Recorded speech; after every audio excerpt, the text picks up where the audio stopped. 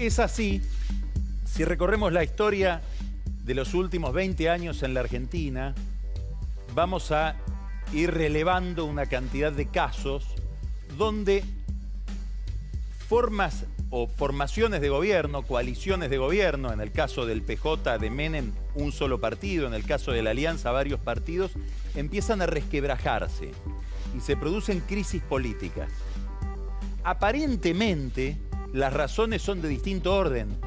Muchas veces tienen que ver con la política, pero por debajo de esas razones políticas hay una razón económica, o mejor dicho, empiezan a aparecer en los gobiernos, en las coaliciones, en los sectores que dominan o integran una administración, distintos diagnósticos sobre lo que está pasando en la economía y sobre todo distintos pronósticos de lo que va a pasar con el comportamiento de la vida material y por lo tanto con las elecciones y con la retención o pérdida del poder.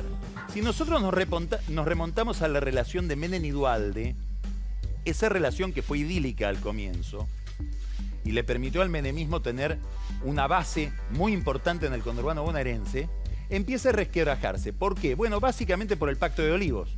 Menem consigue una reelección más y Duhalde siente que perdió un turno. Pero probablemente la ruptura, que termina haciéndose dramática con el caso Cabezas, no hubiera sido tan operativa, no se hubiera terminado trasladando a los hechos si no hubiera habido por parte de Duhalde una visión de la economía y un pronóstico que consistía básicamente en que la convertibilidad estaba agotada e iba produciendo el 1 a 1 de Cavallo una recesión que es la que vimos después estallar durante el gobierno de la Rúa.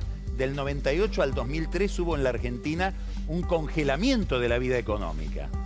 Duhalde empieza a pedir un cambio en esa orientación de la economía, empieza a pedir más productividad y aliado a la CGT de entonces, que la conducía Gerardo Martínez, el secretario general de la UOCRA, impulsa un paro que se llamaba Paremos la Mano.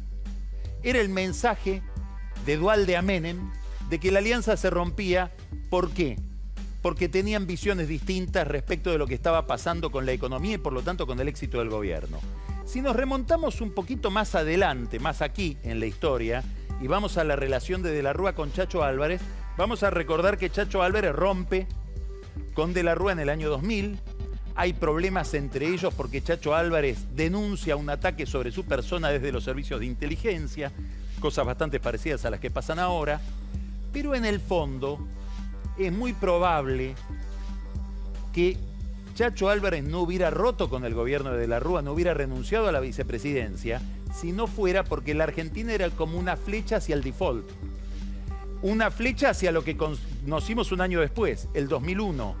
Mega recesión y sobre todo corralito, la gente en la calle quejándose y el colapso del radicalismo. Vamos más acá. En el año 2008 se produce el rompimiento, el divorcio en otro idilio. Julio Cobos, Cristina Kirchner. Cobos había sido incorporado a la coalición de gobierno de los Kirchner con todo un sector del radicalismo. También está ligado al problema económico. Cobos rompe porque ve que hay un avance del gobierno sobre un sector, un avance impositivo muy fuerte, que es el sector agropecuario, la crisis del campo, y decide no aprobar la resolución 125.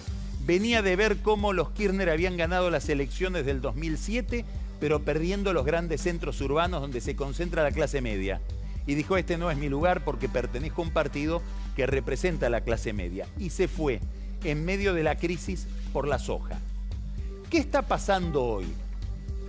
Hoy el radicalismo, que estaba como aletargado, señala junto con Carrió, pero Carrió suele plantear este tipo de conflictos, los radicales no lo venían haciendo.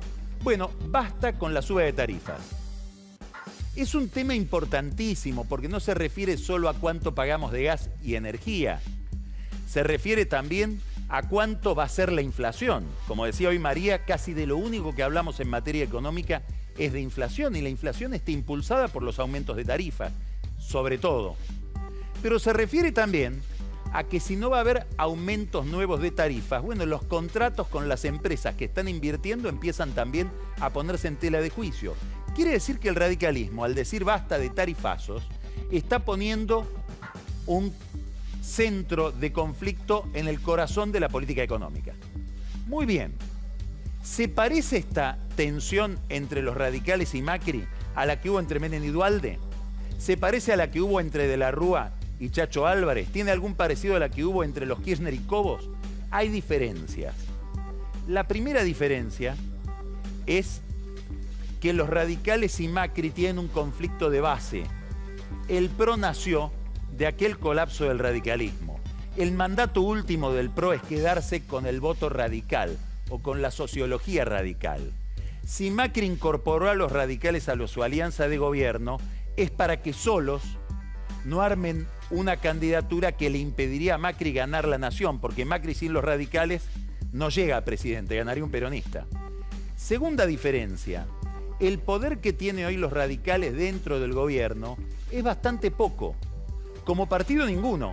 Macri selecciona cuáles son los radicales que quiere al lado de él. No hace un acuerdo formal con el partido. Y ni hablar de darle la vicepresidencia. El vicepresidente lo elige el presidente. ¿Por qué? Y porque ve el antecedente de Chacho Álvarez y de Cobos. Está viendo lo que pasó con otros vicepresidentes. Pero hay una distinción principal que diferencia esta crisis de las anteriores. Los radicales se están quejando porque ven que el ciclo económico va hacia abajo. Macri cree que es al revés. Macri cree que ahora empieza lo mejor, que la economía empezó a reactivarse, que hay más creación de empleo y que el año que viene vamos a crecer 4%. Este es el diagnóstico que tienen en la Casa Rosada. El diagnóstico que tienen en el radicalismo es distinto.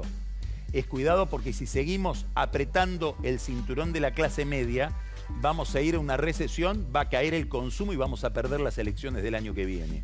Como se dan cuenta, importantísimo.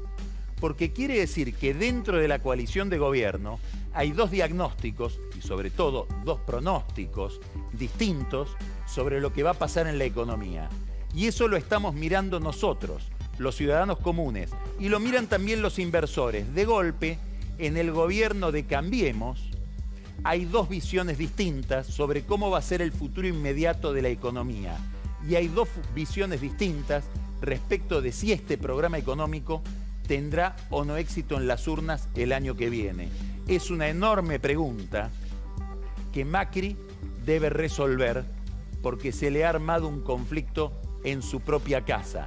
Ya no es un conflicto con el peronismo o con Cristina Kirchner, es un conflicto con sus principales aliados.